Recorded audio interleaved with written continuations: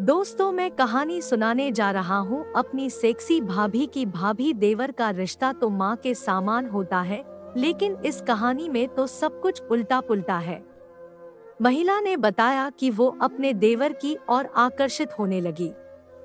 उनके बीच प्यार बढ़ने लगा और उन्होंने शारीरिक संबंध भी बना लिए। पढ़े पूरी कहानी मेरी स्टोरी। मैं शादीशुदा महिला हूँ। देवर ने एक रात मेरे साथ किया वो काम, मुझे उस बात का कोई पछतावा नहीं। भाभी देवर का रिश्ता तो माँ के सामान होता है, लेकिन इस कहानी में तो सब कुछ उल्टा पुल्टा है। महिला ने बताया कि वो अपने देवर की ओर आकर्षित होने लगी। उनके बीच प्यार बढ़ने लगा और उन्होंने शारीरिक संबंध भी बना लिए। पढ़े पूरी कहानी। मैं एक शादीशुदा महिला हूँ। मेरी शादी को ज्यादा समय नहीं हुआ है। मेरी अरेंज्ड मैरिज हुई थी। मेरे माता पिता ने ही मुझे विशाल से मिलवाया था। यही एक वजह भी है कि शादी से पहले मैं अपने पति के बारे में कुछ भी नहीं जानती थी। मेरी समस्या यह है कि शादी के बाद से ही मैं बहुत उदास रहने लगी।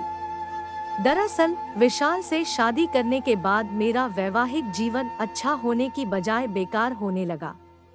मुझे इस शादी और उससे वो प्यार, देखभाल और गर्मजोशी नहीं मिली जिसकी हमेशा से मैंने उम्मीद की थी। शादी से पहले मुझे विश्वास था कि मैं उससे प्यार करना सीख सकती हूँ और मैंने किया भी, लेकिन वह अभी तक मुझसे प्यार नहीं कर पाया है। मैं हमेशा उसके प्यार के लिए तरसता रहती हूँ। मैं जब भी उससे बात करने की कोशिश करती हूँ, वह काम में व्यस्त होने की शिकायत करता है। उसके पास मेरे साथ वक्त बिताने के लिए बिल्कुल भी समय नहीं है। वह मुझ पर ज्यादा ध्यान नहीं देता। सच कहूँ तो मैंने अपने जीवन में इतना अकेलापन शादी से पहले कभी महसूस नहीं किया था। विशाल के साथ चीजें बेहतर नहीं हो पाने की वजह से मैं अपना सारा समय अपनी सास के साथ बिताने लगी। सौभाग्य से वह एक बहुत ही प्यारी और देखभाल करने वाली महिला है।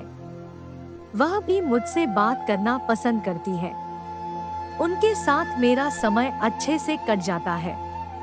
लेकिन जब रात आती है तो मुझे भी लगता है कि दूसरी महिलाओं की तरह मैं भी अपने पति के साथ रोमांटिक पल बिताऊं, लेकिन मेरी किस्मत में ऐसा नहीं था। मैं अपनी शादी में बहुत ही कमजोर महसूस कर ही रही थी कि इस बीच विशाल का छोटा भाई ऋषभ न्यूजीलैंड से अपनी नौकरी छोड़कर भारत वापस आ गया। मैं उससे पहली बार मिल रही थी। मैंने उसे शादी में नहीं देखा था। ऐसा इसलिए क्योंकि उसे उस समय वापस आने के लिए वीजा नहीं मिला था। ऐसे में जब वह वापस आया तो मैं उसे देखकर पूरी तरह दंग रह गई। ऐसा इसलिए क्योंकि ऋषभ देखने में बहुत ही हैंडसम है। उसके पास न केवल अच्छी खासी हाइट है, बल्कि उसकी आवाज भी बहुत ही अद्भुत है। उसके साथ बातचीत करने के बाद मेरे दिमाग में जो पहला विचार आया वह यह कि वो लड़की कितनी भाग्यशाली होगी जिसे अपने पति के रूप में ऋषभ मिलेगा। ऐसा इसलिए भी क्योंकि उसका नेचर बहुत ही कमाल का था।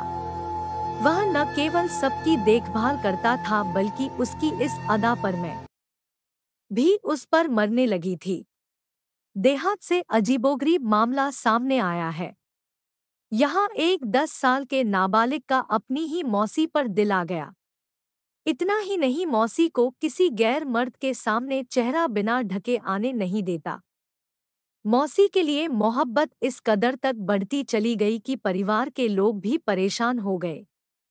यह भी सामने आया है कि नाबालिग अपनी मौसी के साथ कई बार अश्लील हरकतें भी कर चुका है।